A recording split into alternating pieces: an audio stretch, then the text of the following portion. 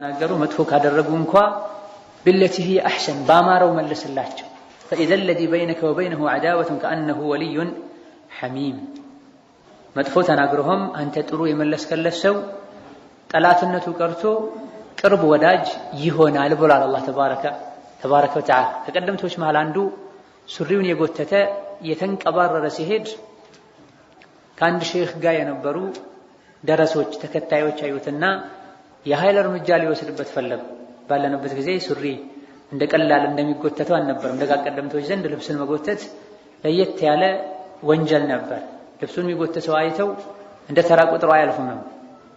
فأرادوا أن يبطشوا به ይላል። እርምጃ ሊወስዱበት ሊበቀሉት ፈለጉ። ሼኻቸው ተውት ለኔ ያሉና ጠሩት። አቤት አላቸው። لي إليك حاجة አሉ። ካንተ የምፈልገው ነገር አለኝ አሉ። ምንድነው የምትፈልገው አላቸው። ልብስህን ትንሽ ከፍ አድርገው አሉ። قال سمعا وطاعة እሺ ደስ ይለኛል አላቸው።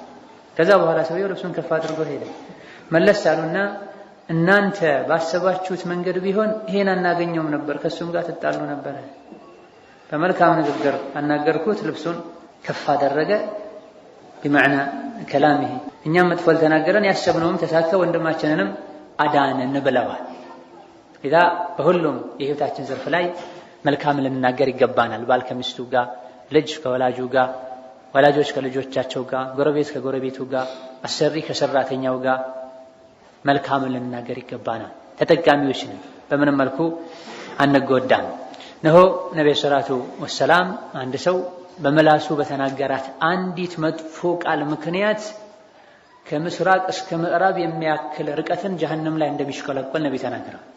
በአንዲት መጥፎ ቃል ምክንያት 70 ዓመት ወደ ታች ጀሃነም እንደሚወርድም ረሱል ተናገረ ሰለላሁ ዐለይሂ ወሰለም። በአንዲት መጥፎ ንግግር ብቻና ብቻ ማለት ነው።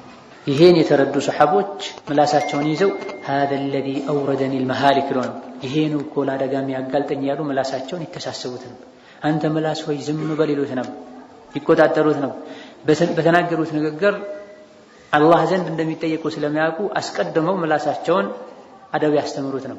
እኛ ንግግር ከተናገረን በኋላ ነው መቆጨት ምን ጀመረው አስበን እንደማንናገር የሚያሳይ ነው። የምላስ መዘዙ አደጋው እጅግ በጣም ብዙ ነው። በዚህ አጭር ሰዓት የተወሰኑ ደቂቃዎች ተዘርዝሮ የሚያልቅ አይደለም። ነብዩ ሰለላሁ ዐለይሂ ወሰለም በአላህና በመጨረሻው ቀን የሚያምን ሰው መልካምን ይናገር፣ ካልሆነ ዝም ይበል ብለዋል።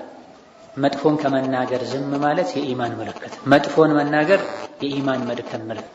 በቀልድ መልኩ ከእስላም የሚያወጣ ቃል ሁሉ ይናገራል። የቀለድኩ ነው ይላል። ሰዎችን ሰድቦ ክብራቸውን ነክቶ ሙሉ ሰው ባለበት የሌለበትን ለጥፎበት